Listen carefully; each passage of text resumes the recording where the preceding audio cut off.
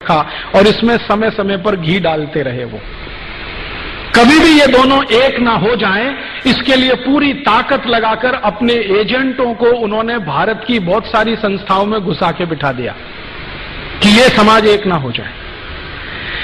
और इस तरह से बदस्तूर गाय कटती रही और हत्या होते होते करोड़ों की संख्या में पहुंच गई। जब अंग्रेज गए 15 अगस्त 1947 को, तो भारत के महात्मा गांधी जैसे कुछ क्रांतिवीर जो जीवित थे, उन्होंने ये प्रश्न उठाया कि हाँ, और कहा कि अब अंग्रेज गए हैं, जल्दी से गोहत्या बंद होनी चाहिए। तो वो गोहत्या बंद होने के लिए भारत की संसद में प्रस्ताव आया और उस प्रस्ताव को लाने वाले एक बहुत अच्छे सांसद थे, उनका नाम था महावीर त्यागी। वो कई बार संसद सभ्य बने थे, माने खासदार बने थे। सोनीपत नाम का एक क्षेत्र है हरियाणा में, वहां से वो जीत कर आते थे और किसी राजकीय पक्ष के टिकट पर नहीं, अकेले जीत कर आते थे। महावीर त्यागी जी के बारे में कहा जाता है कि जब वो संसद में खड़े होकर भाषण दिया करते थे तो पंडित जवाहरलाल नेहरू सारे काम छोड़कर उनका भाषण सुना करते थे, क्योंकि वो सरकार की इतनी खिंचाई करते थे तो उसका जवाब कैसे देना है संसद में, ये नेहरू जी के लिए मुश्किल हो जाता था। तो नेहरू जी सब काम छोड़कर महावीर त्यागी जी का भाषण सुनते। महावीर त्यागी जी ने सबसे पहले याद दिलाया कि देखो, अंग्रेज अब चले गए, हमारी सरकार आ गई, अब गोहत्या बंद करने के लिए कानून बनाओ। तो संसद में प्रस्ताव आया, उस पर बहस हुई। महावीर त्यागी जी ने एक बहुत बड़ा काम किया कि अंग्रेजों की ये जो राजनीति थी हिंदू मुसलमानों को बांटने की गाय के प्रश्न पर, उसके सारे डॉक्यूमेंट्स पार्लियामेंट में उन्होंने डिस्ट्रीब्यूट किए कि देखो असलियत ये है, कोई मुसलमान गाय का मांस ज्यादा नहीं खाता और कोई मुसलमान गाय को कटवाना भी पसंद नहीं करता। ये तो अंग्रेजों की चाल है हमको आपस में लड़ाने की और बर्बाद करने की। तो ये चाल को समझकर मुस्लिम खासदारों ने भी समर्थन किया कि हाँ, गोरक्षा होनी चाहिए। विधेयक आने का समय आया। विधेयक के समय पर आप जानते हैं संसद का नियम यह है कि बहस जब पूरी हो जाती है तो वोट लिया जाता है, कौन किसके समर्थन में है। तो इस पर वोट का समय आया। वोट के समय में एक दिन पहले यह तय हो गया था कि भारत की संसद के मैक्सिमम एमपीज, सबसे ज्यादा खासदार गोरक्षा के समर्थन में है और मुश्किल से कुछ एमपीज जिनकी संख्या 10 भी नहीं थी, वो गोरक्षा के विरोध में है। तो 10 एक तरफ हैं, बाकी एक तरफ है, तो इसका माने प्रस्ताव पारित होना है। अगले दिन जिस दिन ये वोट के लिए आया तो पंडित नेहरू ने कहा कि मुझे कुछ कहना वोट से पहले। क्या कहना है जी? पूरे संसद की निगाह है नेहरू जी की तरफ। नेहरू जी ने कहा कि अगर गोरक्षा का प्रस्ताव पारित हुआ तो मैं इस्तीफा दे दूंगा। ये बात मुझे इसलिए कहनी पड़ी कि मेरे दोस्त संदीप ने नेहरू जी का कोट किया है।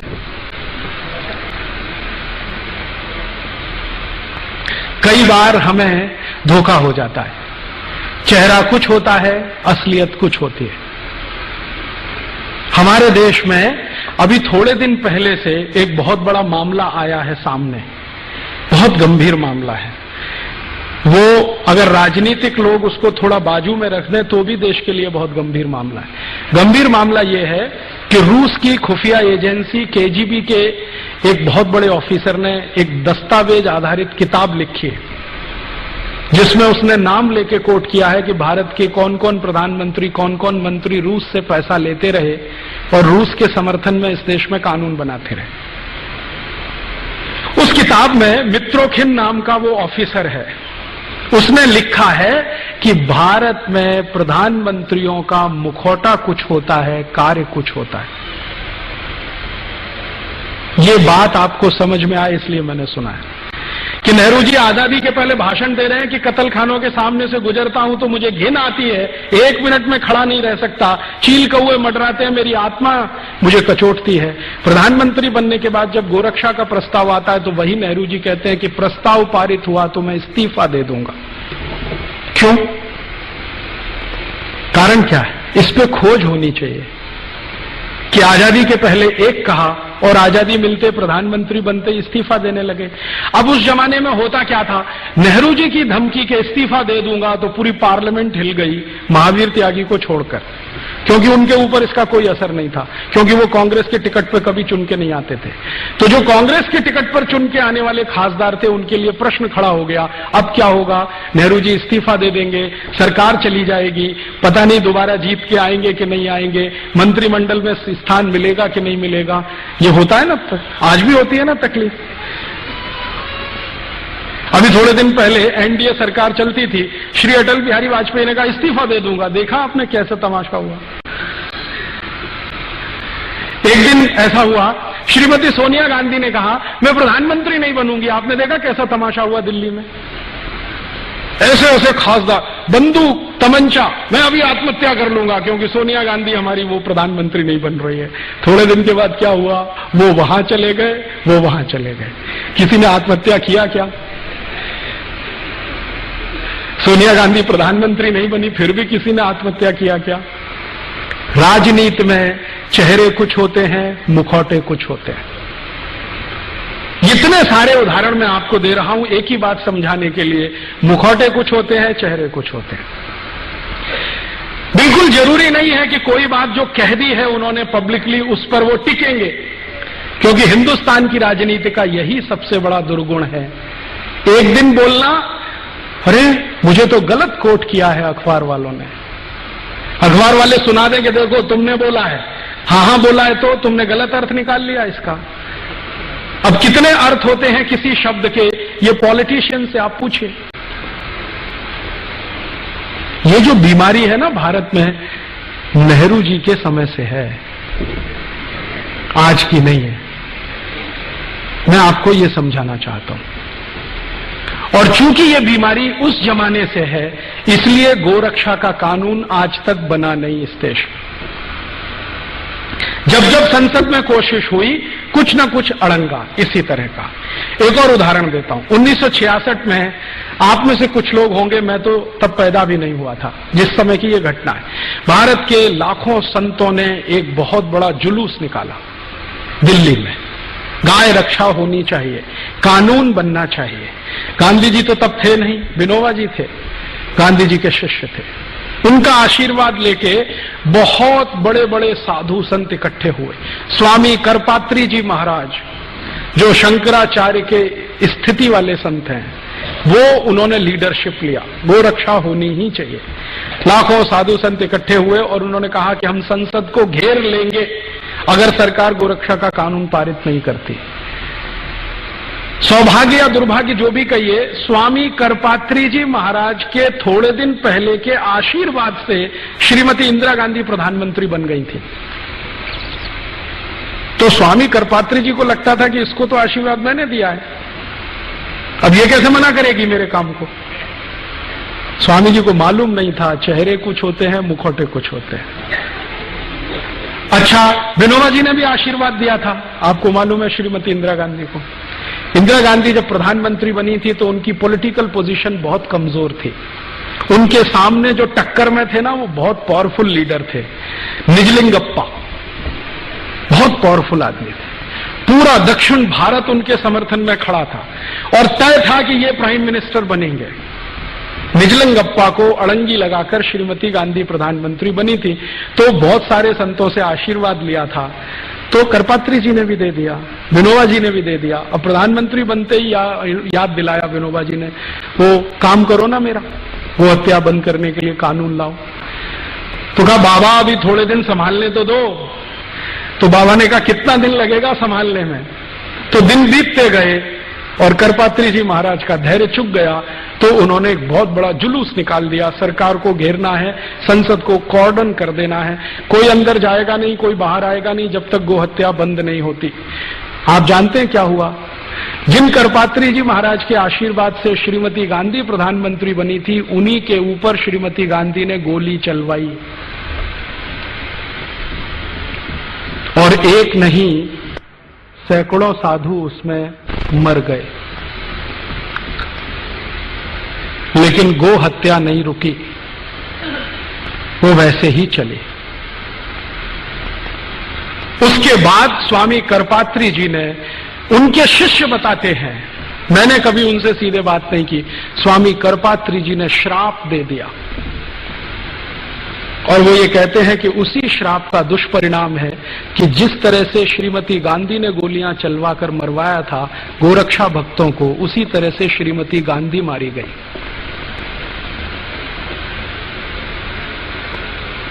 और ये अजीब संयोग है, मैंने इस पे थोड़ा काम किया तो मुझे पता चला श्रीमती गांधी ने जिस दिन ये गोली चलवाई थी उस दिन गोपा अष्टमी थी। भारत में गाय के पूजन का सबसे महत्वपूर्ण दिन है गोपाष्टमी, दीपावली के कुछ दिन बाद आता है। और श्रीमती गांधी को जिस दिन गोली मारी गई वो दिन भी गोपाष्टमी थी।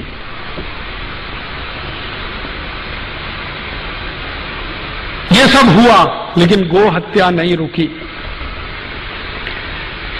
विनोबा भावे जिन्होंने आशीर्वाद दिया था श्रीमती गांधी को, वो जीवन के अंतिम दिनों में डिप्रेशन में चले गए।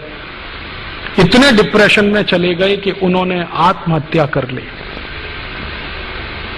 खाना पीना छोड़ दिया, जैन संतों की भाषा में कहूं तो संथारा ले लिया, और कॉन्स्टिट्यूशन की भाषा में कहूं तो आत्महत्या कर ली। इतने डिप्रेशन में गए विनोबा जी। और विनोबा जी बार बार एक प्रश्न पूछते थे कि मैं कोई बहुत बड़ी मांग नहीं कर रहा हूं, एक छोटी सी मांग है कि गाय का कत्ल बंद करा दो। कोई बहुत बड़ी मांग नहीं है, संसद के सब सदस्य मानते हैं, मेजॉरिटी संसद इसके साथ में है। और उन्होंने कहा कि गाय का कत्ल बंद हो जाए तो ये देवनार कत्ल खाना बंद हो जाए जो मुंबई में चलता है, जिसमें 26,000 जानवर आज रोज कट रहे हैं, उस समय 11,000 कटते थे। छोटा सा प्रश्न था, नहीं हुआ और वो वहीं छूट गया। उसके बाद अभी थोड़े दिन पहले जब एनडीए सरकार आई तो बड़ी मुश्किल से एक बिल तैयार करके संसद में पेश किया गया कि गाय की हत्या तुरंत रुकनी चाहिए, कानून तुरंत बनना चाहिए।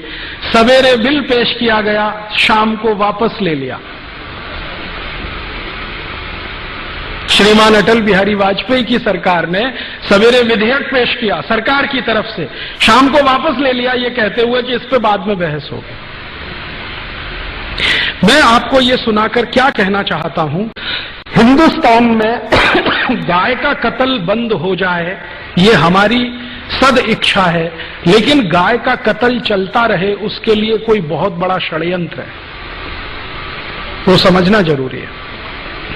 हमारी तो सद इच्छा है कि गाय का कत्ल नहीं होना चाहिए, लेकिन कोई बहुत बड़ा षड्यंत्र है इस देश में जो गाय के कत्ल को लगातार चालू रखना चाहता है। जब भी संसद में इस तरह की बहस होती है कुछ न कुछ इस तरह के सवाल खड़े हो जाते हैं। एक दिन तो मैं खुद संसद की दर्शक दीर्घा में था, उस दिन बहस हो रही थी इसी गोरक्षा के प्रश्न पर। मैं गया था कि आज देखें सांसद कौन किस समर्थन में है, कौन किस पक्ष में है। सारे सांसद एक बाजू में स्वर से बोल रहे हैं कि गोरक्षा होनी चाहिए। मुस्लिम सांसद जीएम बनातवाला ने कहा कि अगर बिल पास होता है तो पहला वोट मेरा, गोरक्षा के समर्थन में। उनके साथ दूसरे मुस्लिम सांसद खड़े हो गए, हमारी आपत्ति नहीं है, आप कानून बनाइए। अभी एक महिला खड़ी हो गई, उसका नाम है सुश्री ममता बनर्जी। उसने कहा गाय का मांस खाना मेरा मौलिक अधिकार है, उसका क्या होगा।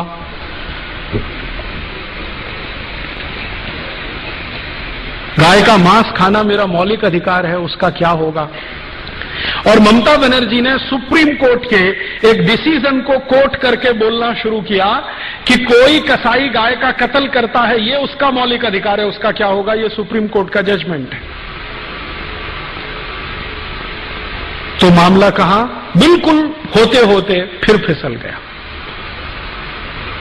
इसी तरह से एक बार और हुआ, हमारी संसद में सब तय हो गया कि गोरक्षा का बिल पास ही हो जाना चाहिए, सब हो जाना चाहिए। एक महामहिम भारत देश में राष्ट्रपति पद का चुनाव लड़े हुए एक व्यक्ति जी सोयल खड़े हो गए कि मैं गाय का मांस खाता हूं, मेरा क्या होगा। तो मैंने उनको एक खत लिखा था जिसका जवाब उन्होंने नहीं दिया। मैंने कहा आप गाय का मांस खाते रहिए अपने घर में काट के, ये कत्ल खाने तो बंद होने दीजिए। आपको गाय का मांस खाना है, आप अपने घर में कत्ल करिए, काटिए उसे, खाइए। आप में हिम्मत है तो अपने घर में गाय को काटिए, खाइए। आपकी बीवी बच्चे भी आपको देखें उसको काटते हुए खाते हुए, पड़ोसी भी देखें आपको काटते हुए काटते हुए, और अगली बार आप राष्ट्रपति पद का चुनाव लड़ें तो सबको पता तो चले कि ऐसा व्यक्ति इस देश में राष्ट्रपति बनना चाहता है। जवाब नहीं दिया उसके बाद, क्योंकि इस तर्क में क्या बुराई है? आपको गाय का मांस खाना है, ठीक है, खाइए ना, घर में काटिए खाइए। ये कत्ल खाने क्यों चाहिए आपको? ये तो आपके मांस की सप्लाई नहीं करते, ये तो एक्सपोर्ट करते हैं सबका सब। आप खाना है तो घर में काट के खाइए। उसके बाद बंद हो जाती है सारी बहस।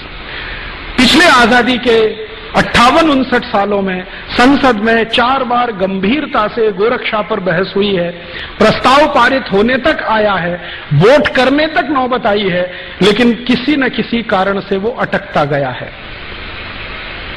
कभी पंडित नेहरू के इस्तीफा देने की धमकी के कारण, कभी हमारे देश में सुश्री ममता बनर्जी जैसे खासदारों के ये कहने के कारण कि मैं गाय का मांस खाती हूं, मेरे मौलिक अधिकार का क्या होगा, कभी जीजी स्वेल के कारण, और कभी सवेरे विधेयक पेश किया और शाम को बहस करेंगे दोबारा, ये श्री अटल बिहारी वाजपेयी के बयान के कारण।